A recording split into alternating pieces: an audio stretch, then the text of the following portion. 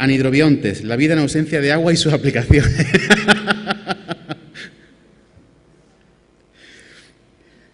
Como digo, Massimino viene de la Universidad de Granada y nos va a hablar de anhidrobiontes. Massimino, muchas gracias.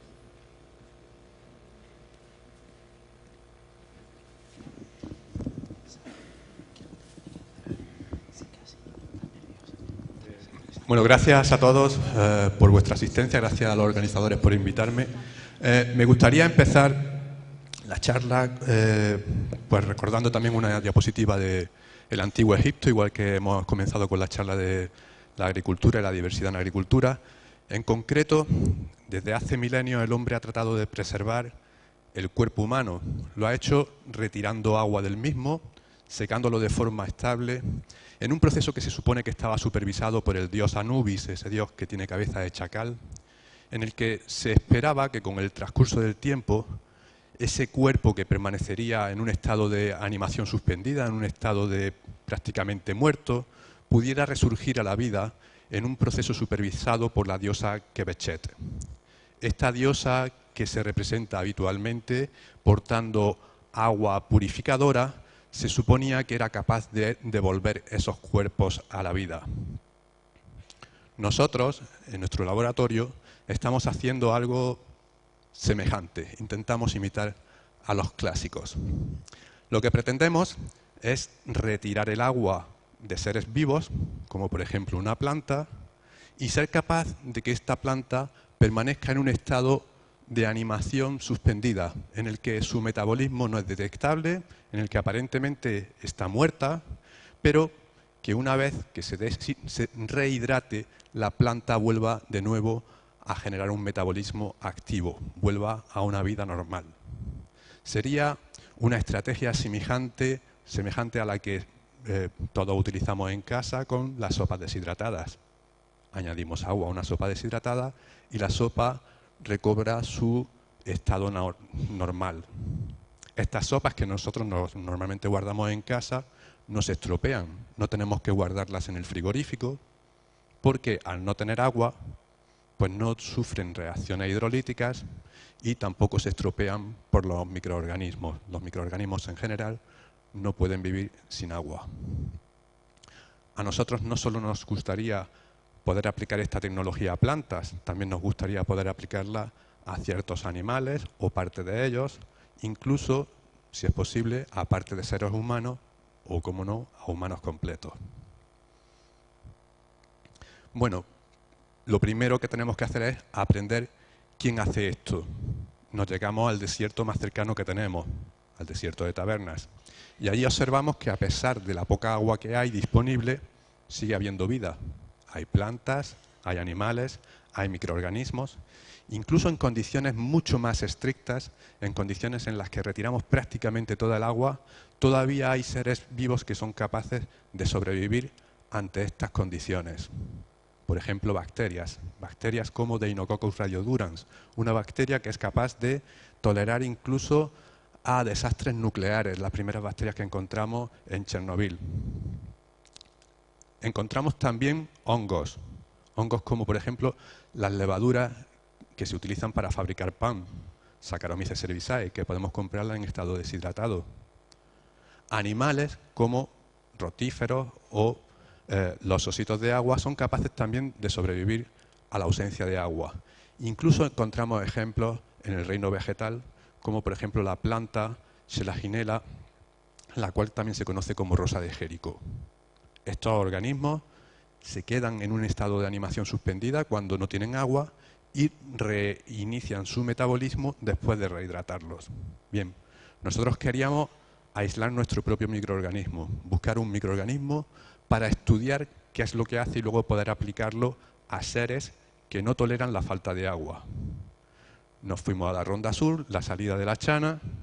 En esta rotonda que hay en la salida de la Chana encontramos unas adelfas que en el año en que comenzamos a trabajar con ellas, pues no habían sido regadas en absoluto y habían sufrido un proceso de sequía bastante intenso durante el verano. Ese verano no llovió ni un solo día durante 3 meses. Tomamos suelo de la raíz de la planta, suelo que llamamos rizoférico, y de ese suelo aislamos una colección de microorganismos.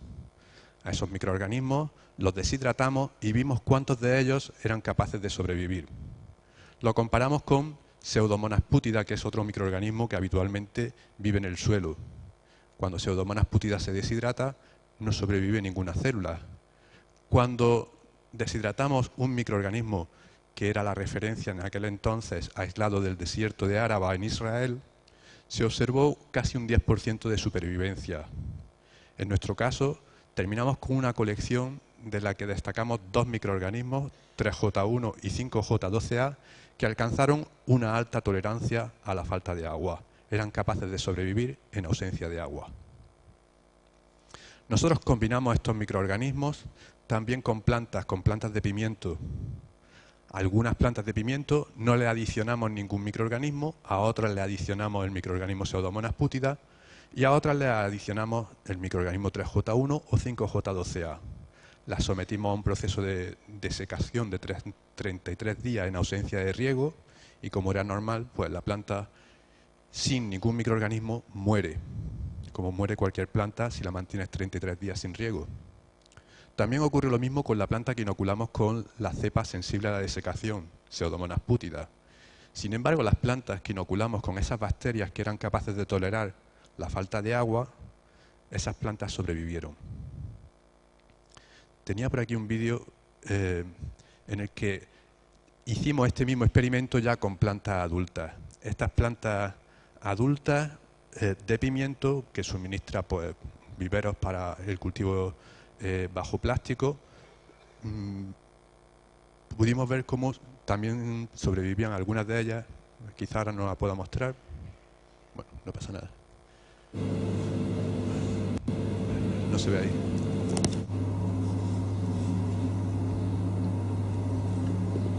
Bueno.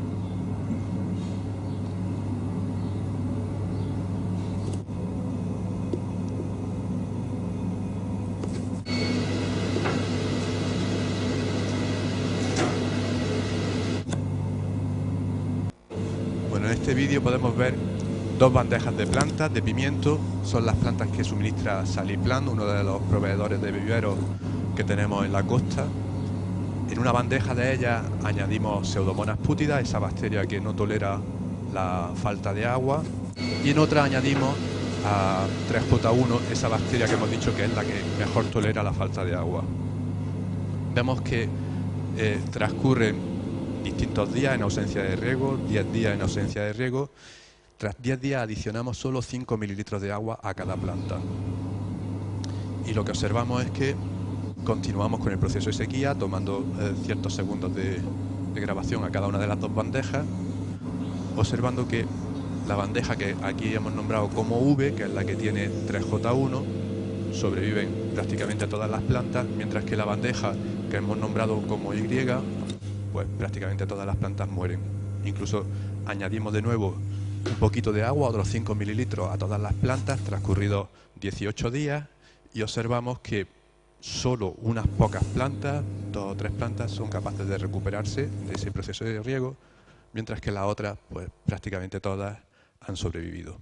Bueno, esta misma tecnología nosotros la querríamos poder aplicar en otros seres, en otros organismos. El objetivo último nuestro es poder secar de forma estable células que no son tolerantes a la sequía. Para ello utilizamos un método que nosotros llamamos ordeñado bacteriano. A través de esta tecnología extraemos los compuestos que creemos que ayudan a nuestras bacterias a sobrevivir a la sequía. Y luego lo aplicamos sobre bacterias que son sensibles a la sequía. Por ejemplo, esa Pseudomonas putida que hemos mencionado anteriormente. Cuando en ausencia de esos compuestos que hemos ordeñado de las bacterias, esa Pseudomonas putida pues no sobrevive. Sin embargo, cuando lo combinamos con esos compuestos, pues Pseudomonas putida ahora ya sí es capaz de sobrevivir. La misma lógica nos gustaría poder aplicarla a otro tipo de células, ya no procariotas, eucariotas, como por ejemplo a gametos del ganado, esperma de ganado, o incluso gametos humanos. Los bancos de gametos, los bancos de esperma en humanos, a día de hoy se tienen que refrigerar en un sistema que es bastante costoso. Lo mismo ocurre con las células del cordón umbilical, que también se guardan en bancos, que también han de mantenerse en nitrógeno líquido y también es muy caro de mantener. La sangre es otro compuesto que a día de hoy, pues en muchas ocasiones tenemos que descartar cuando ha transcurrido un periodo de tiempo, pues simplemente porque ya ha caducado. Idealmente nos gustaría poder deshidratar esa sangre, poder guardarla hasta que sea necesaria, rehidratarla y que sea funcional, tal y como hacíamos con ese sobre de sopa. Bueno, nuestro último objetivo también sería el de poder estabilizar de forma deshidratada tejidos, órganos o incluso seres vivos completos, ya eucariotas o mamíferos. Finalmente, me gustaría terminar agradeciendo a todos vosotros, los que estáis presentes, los que no estáis presentes, porque gracias a vuestros impuestos se ha financiado esta línea de investigación. A la Junta de Andalucía, que a través de su penúltima convocatoria del año 2011 financió este proyecto. Estamos hablando de hace pues ya casi 8 años que la Junta de Andalucía no financia ningún proyecto de investigación. Al Ministerio de Economía, Educación y Ciencia en aquel entonces, que también financiaba fácilmente proyectos y que a día de hoy apenas financia y ha reducido en mucho su dinero que dedica a investigación. A la Universidad de Granada, que me da una silla, una mesa, un laboratorio. A los compañeros de mi grupo de microbiología ambiental, los cuales se han implicado en esta línea y algunos de los cuales están aquí también presentes, que nos han implicado directamente, pero que también ayudan. Y finalmente, pues a todos vosotros por vuestra atención. Muchas gracias.